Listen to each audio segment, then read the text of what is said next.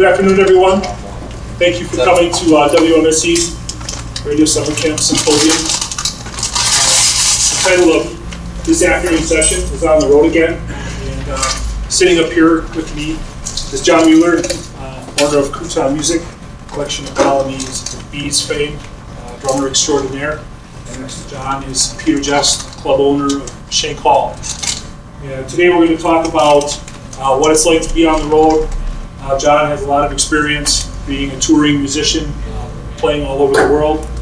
Peter, kind of on the other end, but also has done some tour booking. He owns a club. He has to deal, with bands that are on tour as well as local bands. And the other thing that Peter's done is he's become quite an expert at routing bands and creating tour schedules based on probably as a promoter the need to bring a particular artist to the Midwest, realizing that he could make it more lucrative as a promoter to put a band in 3 or 4 or 5 or 6 clubs in the Midwest and doing all the booking through a company called Concert Group, which started when he was in college. So I think what I'll do is I'll just let John and Peter apart from the line tell a little bit about their experience. And I think probably start with bands and touring. We should just roll with it. Sure. I guess just on a basic level, I started playing drums when I was 15. Started in punk bands, rock bands, metal bands, and eventually just kind of found a home with a specific person who I felt real comfortable with, and we shared a lot of interests in style approaches, and worked with them really hard. And I guess that would be my first point to make, is that whatever it is you're doing, you're trying to tour or put a record out or whatever, really, the important thing is the people that you're working with, to find the right people to work with. And that's going to translate to any situation that you're in. Booking tours, putting on local shows, work with the right people. Work with people that you feel like nothing weird, nothing, you're on the same level, you understand each other. You're not trying to get more than what they have to offer, and they're not trying to pull something over on you. Just go with your heart, people that you trust. Is it better to, are friends kind of a burden in bands, or is it better to just be friends to be in a band? I think the approach we've always taken is to be friends before you're in the band, if possible. That can go sour actually, because you can be really good friends with someone and start playing with them and realize they're not really that good. And how do you deal with that as a friend? So it's challenging, but I'd say it's more important to be friends with the person than just treat them as a business thing. Because if that's really what you're doing, then just go get a job and make a lot of money and forget all this stuff. It's a hard way to take. So be friends first.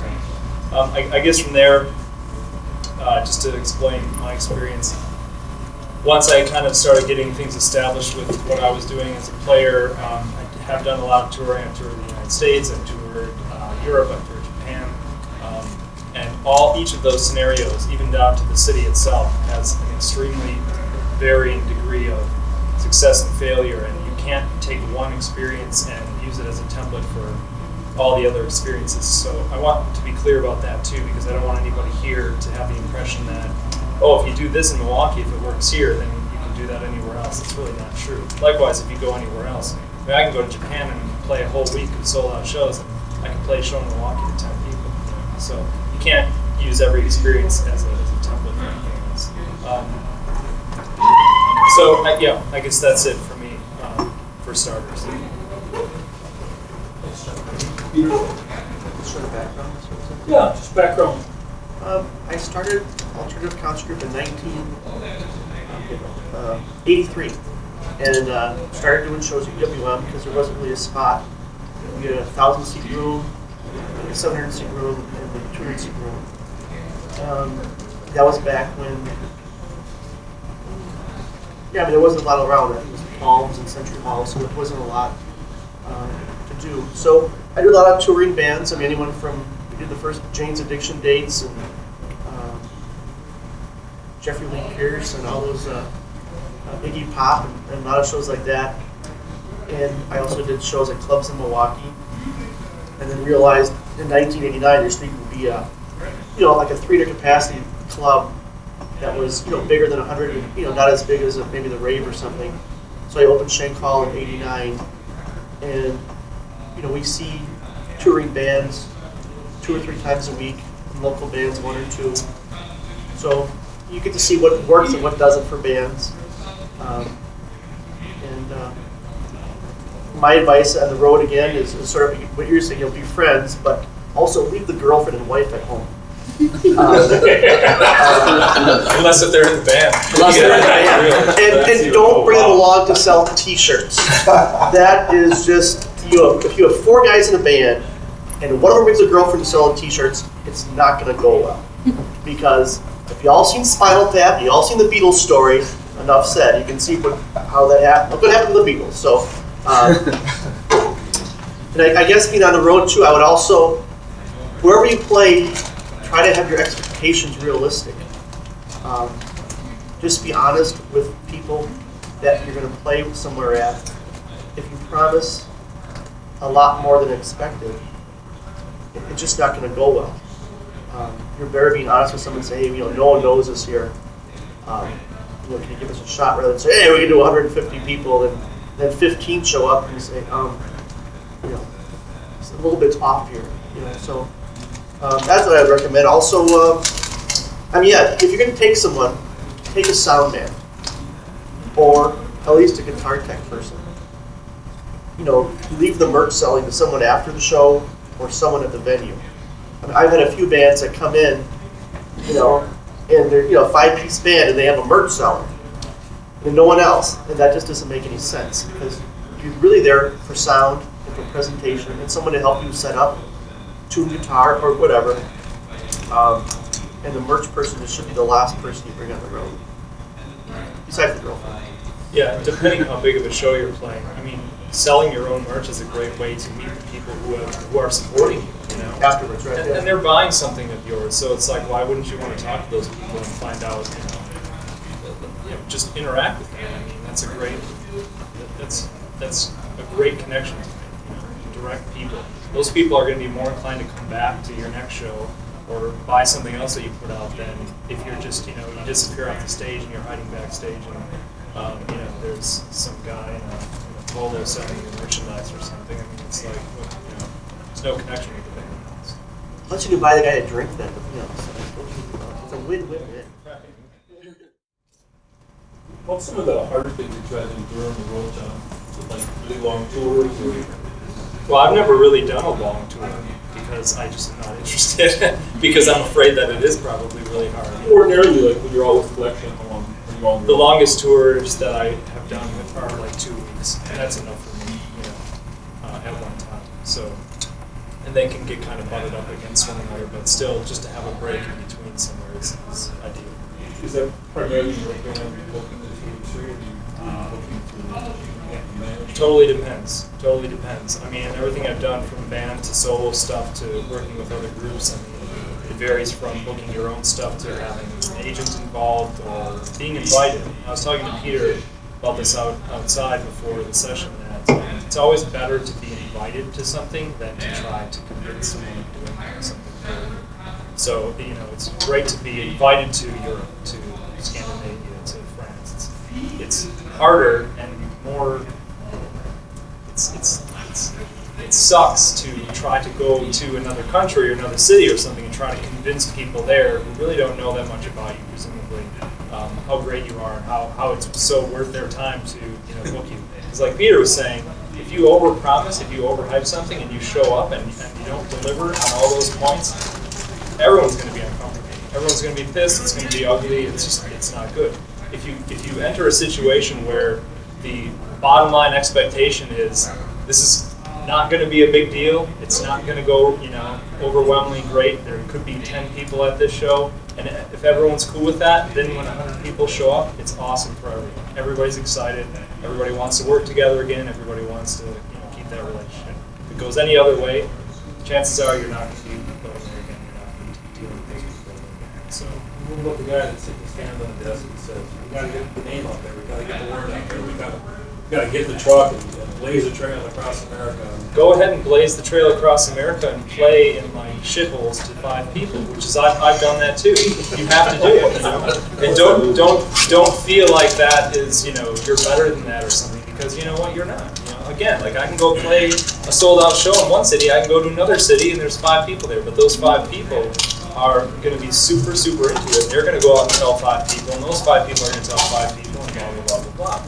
So it's all worth it in the end. You just have to, as an artist, have to accept that as a reality, and not expect, you know, the world to say, "Oh my gosh, look what you're doing. This is phenomenal. Wow." I mean, expect one person to do that. Try to find that one person and work on that one. So basically try to at least find out where, when you book a tour, you're doing it possibly geographically in America, and then from there looking at places where it has points of interest for the band, for the music, like maybe possibly CD sales, or you have some connections in the city, or there's a venue where you know you could potentially say, I'm in this band, and they would recognize you and know you and want to book you. And the way to do that is to just keep working on a small scale, and if what you're doing is good and you do get people taking notice, other people are going to find out about that, because everybody in the industry talks. So you have promoters talking, you have fans talking, you have club owners talking, and the word travels. And so, you know, Peter was telling me outside too, he talks to people at Summerfest a lot. Peter has a band come through town saying how great they're going to be, and they're going to sell the place out, and they have 20 people show up. Peter's not going to go to Summerfest and say, oh, you got to, you know, here's the number, call these guys, you got to have them down here. No, he's gonna do it for the reverse situation. When the band that just comes through town that he takes a chance on, that he doesn't have high hopes for, and the place, you know, brings in 200 people, he's gonna say, hey, you guys are all right. You know, this is good. I mean, that's really the level that you have to think on. I'm with you. I'd rather if a band comes into Rolling where 30 people, and we try and there's 30 people, they're really good. I'd feel much better than if they said we've got 150 people. And there's 30 people there, and my staff is staring at me like, you know, my kid's got to eat tomorrow. Like, hey, you know, this guy promised me. It's sort of like the, you know, well, I've known you long enough and well enough that you've also done things at your club where you just said, the city just needs to kind of have the show here. It just needs to happen. I mean, there's some and shows. you kind of know, like, straight away. Like, you put John Cale in your room, and John Cale from the Velvet Underground, and there's like 70, 80 people there. You know, I want to grab the city and strangle it, but he takes the effort to lose the money to realize that this is really viable and the city needs it. So sometimes club owners do that stuff. Yeah, one of my, you know, many sad stories of attendance figures over the years was Rick Dangle. Rick Dangle was the band in 1990, and we had 23 people there. I mean, the band, one of the legendary, you know, Rick Dangle. It's like, I remember John Cruth opened for him, and it was like a Sunday in January. It's probably like 10 below, but it was you feel bad. And then when they die, then these people, you just feel bad. But I mean, so even people that get high up have come down and play for 30 people sometimes. And, you know, John Cale, we had, you know, less than 100. So the other thing about being on the road, if you're going to go on the road and you're in a band and, you know, you're going to even tour far, have a good time and see a lot of the country while you can. You're out there. It might be the only time you can see part of the country. You know, if the band doesn't work out and you get married and sell insurance the rest of your life.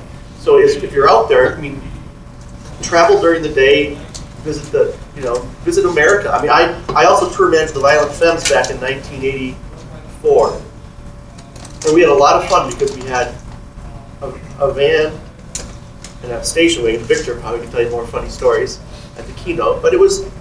And one thing I liked about the Violent Femmes, they didn't sound check. You know, they didn't need to wear themselves out sound checking every day. They had a crew and a good sound guy that can work it out. You know, and the first song's the sound check anyways, right, Dan? Yeah, that's a good thing when bands don't sound check at your club, but you don't want them. And never do your best song the first song, because that's your sound check anyways. But, I mean, the point is they didn't beat themselves to death by going, you know, getting there at noon, traveling overnight, sound check, go back to the hotel, playing the gig. You show up at the gig, walk in 5 minutes before you play, 2 hours, boom, back to the hotel, get up the next day and drive and see the country. It was a lot of fun. And meet as many people as you can too. Again, with the merch thing, talk to as many people as you can. hang out.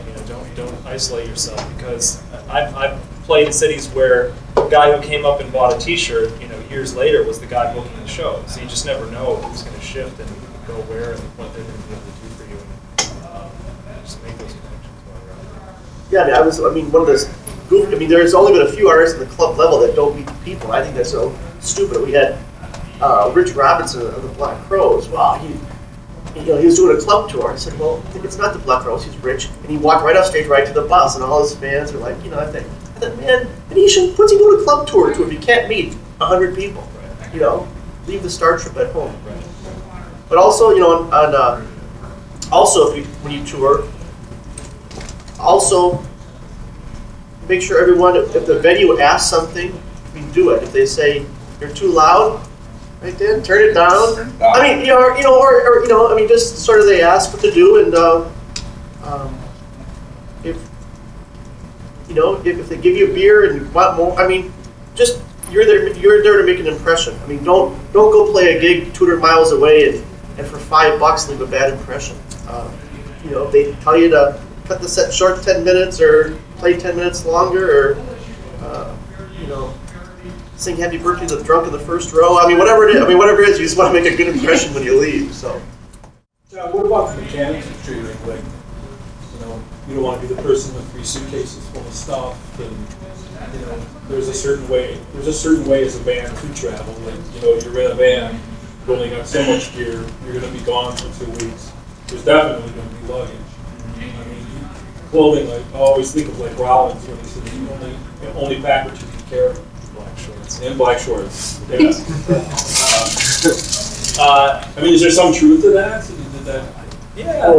But then you talk about like you're in a van, you're driving all over the country. You probably want a few touristy things too. Well, I always leave room for records because I buy a lot of music, so I always have like a record bag just for records, so that I can have something to bring them all back in. But I guess it's just do what you can.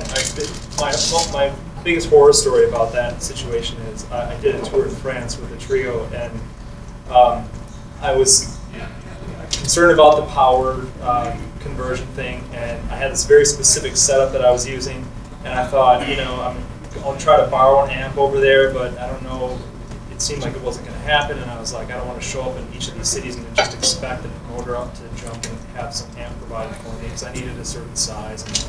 So I thought at the end, I was like, I'm just going to bring all my own stuff. I'm going to bring exactly what I use. So I went out to Kohl's or something and bought this huge-ass suitcase. This thing was like the biggest suitcase I've ever seen. It was just gigantic. I thought, oh, this is awesome. All my stuff's going to fit in here. So I put all my stuff in there. I get on the bus. I drive down to O'Hare. I get out. I go up to the ticket counter and check in. And the lady's like, okay, do you have a bag to check? And I said, yep. And I lug this thing up there and set it on the thing. And she's like, oh, you can't bring this.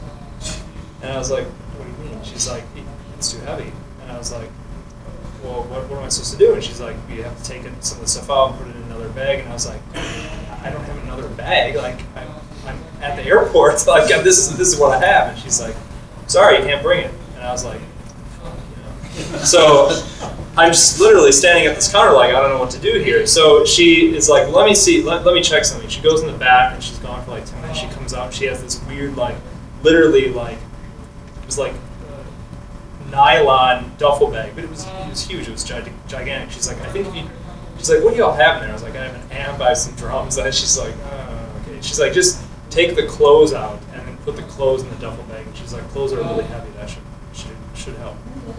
So I'm at the counter. I've got my undies and socks and everything, and I'm putting it in this other bag, and I put the bag up there, and now it's okay. Okay, she's like, all right, both of these will go through, and I was like, awesome. So I land in Paris, and I get out and, start this tour.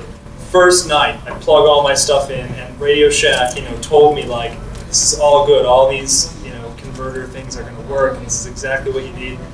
Plug everything in, turn my shit on, the whole thing explodes, amp fried, the whole thing done. So I was like, what the fuck?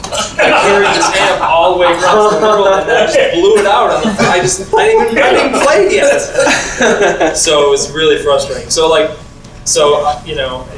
That was the worst story. So I guess, really, really understand what you need, what you should bring, what you shouldn't. And it's beyond clothes, and it's beyond, all that stuff. That's easy to deal with. But in terms of gear and equipment, that's really the biggest challenge.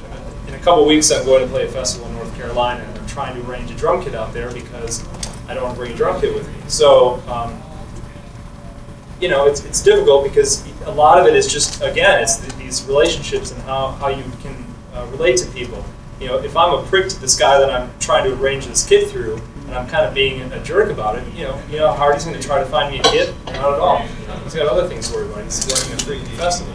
So it's like, you know, work with people. This music is a job just like going to an office and sitting in a cubicle. You work with people, you treat each other like human beings, you understand everybody's stressed out and they've got their own responsibilities to deal with. Just because you're the musician and you're, you know, party time playing music, you know, doesn't mean shit to these people. Yeah, it's all about working together. I was just wondering about, you know, going to all these different places, what kind of things can you do in terms of like promotion? You know, thinking about, you know, I'm going to be in Milwaukee, you know, well, I can go to WMSE and I can do an interview, you know, maybe call them up and see if they'll do an interview. Or, I mean, how do you set all this stuff up? I mean, I think that for me, from my experience, the biggest thing in that regard goes back to, are you invited or are you convincing them? If you're convincing them, if I'm coming from out of town and I'm playing at St. Paul and I'm saying like, man, we're going to pack that place, it's going to be awesome, you know, it's going to be really great, then the onus is kind of on me to do all that promotion stuff. If Peter found out I was on tour, contacted my agent and said, we really want these guys to stop through here, you know, on their way to Chicago or whatever, then it's kind of like Peter's already got a vested interest. The club owner has a vested interest, whoever the promoter is. It could be some kid that's, you know, putting the show on. They have a vested interest in the show. Either they're the ones, you know, responsible for the guarantee if there is one. They're the ones that are going to go out and try to bring the people in because, you know, you don't live where the show is. The people there are the ones that are connected to the radio stations, to the, you know, the fans, the other people that are interested. So you really want that situation to be the case. You don't want it to be this thing where you're going to play some, you know, oh, I got a show in New York City. You know how many people are going to come to that? No one, you know, because there's so much going on in New York City. And you don't have the resources as a person from out of town to know who to talk to, who to get the press material to. You know, all this stuff about Facebook and Twitter and all that is all great, but you know what? At the end of the day, it's not going to make or break the deal. You can't tell, you know, a billion people that you have a show somewhere and expect, you know, a billion people to show up. It just doesn't work that way. You have to know the people. You have to have relationships. You have to, you know, there's a reason people have positions that they have. There's a reason promoters are promoters. There's a reason musicians are musicians. You can't all of a sudden step into this other realm and expect to play that game. Being a collection colony of bees, have you ever put yourself in the band into that position to where you felt like you needed to play a place and you had to do some of that legwork? And it always sucks. And that's why I'm saying, like, it's, you want to do that naturally. You do less of that now, though. I mean, not the majority of your work now is establish yourself as a solo artist and production as a band too. Yeah. I mean, there's sacrifices that I still make today in terms of like what I do and what I decide to do. It's the same thing like you guys were saying before, like, should I do this show? I know it's going to be terrible and it's in a really horrible place, but I should just play there because it doesn't matter if there's 3 people there. I know those 3 people are going to, they really want me to come there and they really want to see this, so I'm going to do it, you know. It's better when you're not in the position where you have this responsibility to make it possible. And I feel like that's the case, you know, that you're kind of describing. Well, the good way to do those, if you, I mean, you know another band in another city, your friends, and say, we just want to open. You know, a lot of times people see the same old openers for my shows at the club. But you know what? Those are the people that ask. I had a band put up, how come we never play there? I said, well, have you ever asked? No. Well, gee, you know, I mean, because as far as an opener, like, because that's the easy way to get in is if you're an opener, that pressure's not on you. People aren't there to see you, and if no one shows up, I mean, you want to play a show that's something to show up at, but it gives people a chance to see you, buy your merch. You know, that's a good way to do it. But you know, ask if you see a headliner like that or a local that you know, just ask. Do you need an opener? Sometimes they do. You don't ever gamble on an artist though, where you feel that you need a strong opener to try to prove an artist. I know. I mean, that's kind of like, I know Yeah, Some we were of just the other, talking about. couple of the other clubs will, you know, We were just I talking really about- like this band and I love them. I know a lot of people don't know who they are, so I'm going to put them in the club. But I need someone who's going to bring 50 or 60 people to the club in order to experience the band. In my experience, I've been standing in the audience when that opener's done, everyone leaves. Right, we were talking about that outside. It's like the favorite line for some agents or bands is, you know, no one knows who's ours, but you know, we want to play on Monday night. But we just find a strong local band to open. And I said to the guy, if there's a strong local opener on a Monday, they'd already be playing here, you know. So, but like you said, they would leave. So, You say that a good way to like set up a tour if you're going, you know, out somewhere and coming back would be to call venues in the area and ask if you can be that opener on like things that they have going Sure. on certain nights. go to venues' websites and see if there's an opener. Just email them, hey, you know, we're so and so band. Do you need an opener this day? And sometimes I might say, you know, send me music, a bio, and I'll forward it to the headline. I don't make that decision. I'll just forward it to the headline band. And I, you know, the one thing about the internet is just it's so easy to hit forward to an email and take it out of my hands, so I can do on to other things and not, you know, I just can't spend all day and try to find an opener for every band. So someone emails me first, they get it, you know, and you know, so. Yeah, the other thing too is most bands know other bands, Right. and they all have varying levels of success or experience. So it's like also talk to other bands. I mean, I would say when I was in Pele, that the thing that single-handedly changed our world was going on tour with the Promise Ring, who we were friends with. But it was like that changed everything for us, and I would say that goes then down to, it's not just because we were friends, they weren't doing us a favor necessarily, but they knew we were serious about our music and that we had been playing a good time, and you have to be, what you're doing has to be good. I mean, you have to fundamentally be working on your stuff, and if that's not good, all of this talk is totally irrelevant. Kind of going back to what you had said about bringing what you need. How do you kind of deal with, I guess, the equipment issue, like bringing what you know you like want to bring along with? I mean, I know as a guitarist sometimes you'll have this problem where it's like, well, I've got like 4 guitars, I don't want to bring all of them because they all do different things, but I only have room for like 2 of them. And I guess it's like, well, I have this Marshall half stack, but I don't really need it for this gig, for these couple gigs, but maybe these I do. I guess how do you really get around really just being, I guess, well prepared for every show and still bringing what you at least want to bring in terms of equipment? You're going to have to make sacrifices and narrow it down to the absolute essential. And again, what I learned from this France experience was nothing is ever going to be ideal. Unless if I'm playing in my town or something where I'm driving around my or our own vehicle that we know we have room for something, you're going to have to improvise. And if that means bringing absolutely nothing and borrowing everything, you just have to be prepared to make that work. And don't be prepared for that in terms of don't let the music suffer because of that stuff. Like don't figure out a way to do what you do and still have it come across on a level that you want it to be at without the quality sacrificing. But understand that, hey, I can't have all these sounds, I can't have this range of sound that I know I can have with these 4 guitars, but what I can do with these 2, I can make it work for all of this other stuff. It's just not going to be the same. But you know what? The audience doesn't know that. For the most part. Yeah. They don't know that. You know that. And so it's really something you have to come to grips with. So I think it's important that you say it is improvise and not compromise. Right, totally. Yeah, but 2 guitars work. I just saw Eric Clapton at Summerfest. He played 1 freaking guitar all night. If Eric Clapton can play 1 guitar, why does you don't need to change? What's that? Through like a little Fender combo. Yeah. I mean, he had 1. I said, this is the first show I've ever saw where a guy didn't like change guitars every 3 songs. But it's Eric freaking Clapton. I mean, it was if he can do it, he probably's got 1 guitar, 1 spare. Well, Jeff Beck used to say because when he would tour with Stevie Ray Vaughan would have like an entire universe of amps and 5, 6 guitars, and Jeff Beck would have like 2 guitars and a little Princeton, and he would sit there and say, well, that's all I need because I can overpower that just as much easier than you can your entire wall of amps.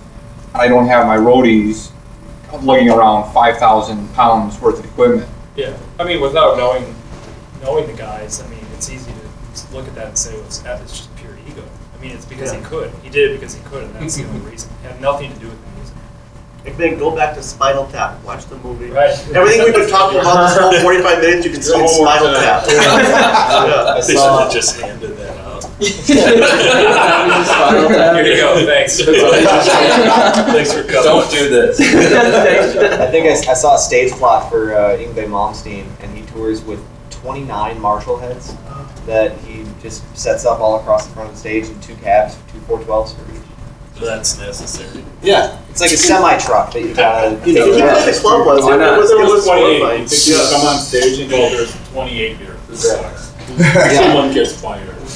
And it was that one. Don't look at that one. It was from Spinal Tap. You know, don't even look at that one. Yeah, don't. These guys are that. One louder. But also, I go back to touring. If you're touring in a band, there's like 4 or 5 of you, because you left the girlfriend at home. Each of you should have a job to do. You know, one should settle with the club. One should maybe settle merchandise with the club. One person should be in charge of making sure the clubs have posters and CDs. Driving. One should be a main driver and make sure obviously one doesn't drink if you're driving that night, or even back to the hotel. You know, make sure one of you is sober enough to drive. But by splitting up the thing between promo, advancing with the club, that way each band member feels involved, and it takes from one guy doing everything and things slipping through the cracks. John, did your collection, did you guys do a similar situation? Each band member have its own kind of assignment? Yeah, it changes though. I mean, just based on, people wanting to move around or do something different, especially driving, kind of shifted. Driving would, that was a while, but that's... Yeah. But otherwise, it was just kind of like, merch stuff. Honestly, nobody ever wanted to deal with that just because it's a money thing. And nobody wanted to be like doing business, after you play. But you have to do it. And again, it's an opportunity to talk to people. So we just kind of would switch off based on who wanted to do it, who felt like doing what at the time. The question is about the tour of riders. How effective it is to have a rider for like I said, we originally went out last time was the idea of let's put together a rider, but you can't enforce a rider on a club owner on a Wednesday night. Again, you have 4 people there, and there's you can't put them in where it comes. And I'm just wondering how beneficial to have that, or would you recommend? It's good, but make it short and simple. Short and simple. Right? This is the most phenomenal thing. Yeah, To go with a rider. Yes. Yeah, we're done here. I get Don't get the parody. I get Sharpie shipments every week by UPS. That is no joke. But Steve Morris, I know Steve Morris of the Dixie Dregs had many times in the club. He liked a one-page writer. He goes, you want some water, you want some beer, you want some to eat. If you guys, a couple of guys help us load, and I said, and it says your professionalism knows that if you want to give us more to drink, we'd be happy to have it. And those are the kind of people you want to whatever you want. Because they don't ask for a lot. No, right. They don't make it a big deal of eating 4 times in a 6-hour period. Right, but I'm seeing more, I guess, right, but I was just, as far as the gear or anything like that, something that would be good to For sound or lights or for that sort of stuff, especially incorporating this as far as, we're really thinking of, as an example, develop sort of a visual presentation along with that, and that sort of stuff. I guess you have to, kind of silly question, because you have to gauge it where you go. And some of it is what are you taking with you? Right. John's probably been in a situation where he showed up and he's lucky if they had one circuit breaker in the club. Right. Yeah. At the same time, if you're going to apply some visual gear, you just want to make sure that they got appropriate power. Right. What's the stage depth? What's the stage height? Right. Where do you load in? Where do you load out? Yeah. Logistics of the club is good to know, because the last thing you want to do is show up and have it be. I'm sure you've showed up a few times. It's been a disaster. Yeah. Well, for the most part, we never had that. I've never had that many requirements in that regard, but I would err on the side of being self-sustaining and just have your own stuff. There's a club in New York City called Le Poisson Rouge that told me they're the ones that have this 20-page contract thing and all these rules, and they said you can't bring in your own lights, you can't bring in this and that. And I thought, wow, they just don't want to deal with this, or maybe they don't have the power. Well, I showed up this place, you walk in, there's like this 20-foot tank with a shark in it. Right. They had this guy comes up. I'm setting my drums up, and this guy comes on stage, and he's like, "So, how much fog do you need tonight, and what kind of lights?" And I was like, "Are you No. So it's like you have to base it on the club. But you can't expect every place to have that kind of a setup either. You have to have your own stuff. Again, so it's like exactly how you want it to be. Don't make the France mistake, but within reason, have something that's going to kind of put across what you want to put across. Peter, how many bands that come up by you that are from outside of Milwaukee area? Is it everything pretty much a contract with you and Yeah, writers? Or do you just simply some door deals? some percentage just email confirmation these days. I mean, it's and some are just simple contracts. We just change things. I mean, and we have a simple contract for local bands. Don't post during telephone poles. Everyone's got to be 21. No illegal drugs. Just very very simple things to tell people that you would think would be basic, but after a while we made a contract because it wasn't basic. It's like well, she's not 21, but can she sell merch? No, that's not going to cut it. I'm not. I mean, if that happened, then we'd have 80 people selling, 20-year-olds selling T-shirts every night, and trying to take to a judge. But they're selling T-shirts, Judge. They're part of the show. Yeah. So, but also too, wherever you get to a club, if things aren't perfect, just deal with it. Get there. Don't get mad. Just deal with it. I mean, if 4 channels go out when they tap a keg of beer, I mean that's life. But you just have to, Yeah, you missed that one. Okay. But still, as a band member, you still can be someone. You can be disappointed, but you still want to put a good show on for the people that are there. Be some diplomacy too. I mean, you kind of mentioned the channels go out when you put the keg. Right. You can. If a guy can say, "Yeah, that's the way it is here," sometimes. You kind of leave it there, right? Yeah. You don't go back. When you, right. You don't go back. When you get the sound system from Abe Lincoln's inauguration, well, this may not go too well. Still got the bloodstains on the cabinet, but so, it might not be the highest quality sound, but you just sort of live with it. Do you recommend for like a touring rock band to tour with a PA or No. cross venues for that? Yeah. Okay. And if you're playing in a place that doesn't have a PA, you probably just you could find something. Sure. Play acoustic that night. There you go. Acapella, yeah. So I mean, in terms of it'll always change venue to venue, but I mean, then pretty much are you looking at that's usually part of, I guess, the situation with most clubs that you go to, that they will have at least something in terms of a sound system, that all you really should bring is your sound guy. You don't really need, other than your equipment, your amps, you really don't need to bring along like PA speakers or anything. That just a sound guy that can sit there. I guess based on that, how do you guys? What's one of the best ways, I guess, to really have the diplomacy between, like, because I don't know, some venues I know I've dealt with where they actually have a sound guy that does everything, and they've said, like, listen, you don't even need to have a sound guy. We're going to take care of everything. I know some bands that I've played with where they bring in their own sound guy and they say, listen, no one else is touching it. We don't care if it's your equipment, it's our sound guy. I guess, what's the diplomacy in there? Is it just, feel it out at every venue? Well, that should all be arranged before you arrive. Yeah. That's part of the negotiation. I mean, the club, in fairness to the club, they have to understand and agree to that. If they don't, you don't want to get into that. As you're loading stuff in, have this argument. That's not a good way to start. You should never have to stand for that. There should never be a club that tells you that You're their sound guy, that is asinine. You never. Just say that never heard they that. don't know your band, they don't know the way you're supposed to sound. They can help your guy, but that should never. Especially at a festival like Summerfest. No offense to anyone, but I wouldn't want a Summerfest sound guy to mix on day 11 at 4 o'clock because they're burnt out. They're probably deaf. They're tired of bands. But something like that. And that's the same thing with your sound man. If you have someone knows your band better than the house sound guy, it can make life easier. Yeah, wouldn't you as a club owner almost prefer it? Yeah, unless the guy's really bad, and sometimes the touring guy's deaf. Everything's that no, we don't need to have a gas station here when they're filling up. We want to get people in, not have it free across the street. So but sometimes then the house guy tells them, you don't need to crank it here. So that's sometimes an issue. You get a sound guy that just, and also if you're going to carry a sound guy, make sure he's a good sound guy, not just like your best friend from high school that you feel bad for, and then he ends up being a bad sound guy. So like you're saying with being friends. who's going to tell him he's no longer needed? Or if he gets drunk every night before he mixes. Yeah, drunk sound guys. Yeah, drunk sound guys. But I would let the club know beforehand that if you're going to bring someone, because some of these people are hiring these people per night, and the sound guy is expected to get paid, and so if you show up and you've got your own guy, and you're like, oh no, we're covered, and it's just bad. It's just bad business. We've got about a little over 5 minutes left in this session. Any other questions that you guys would Light like? guys can drink though. How If do we have light any other- guys drink? Any other questions you'd like to ask? It makes a better show if they're drunk, but not sound guys.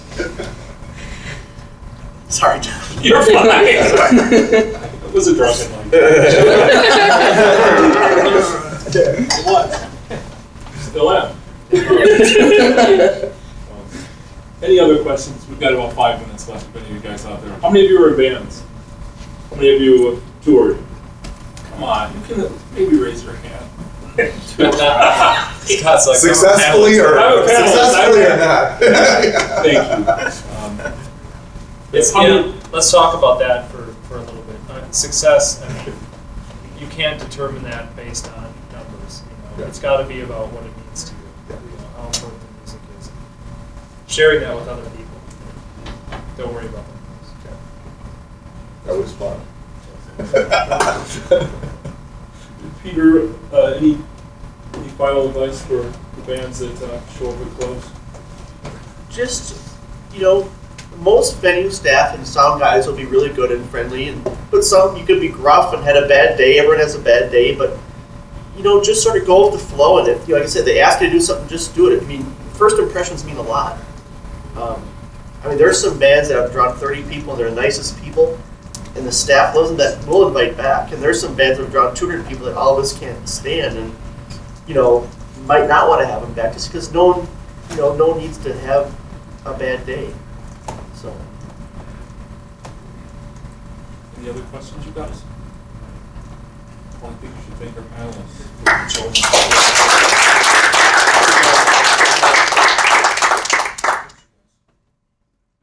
Stick around.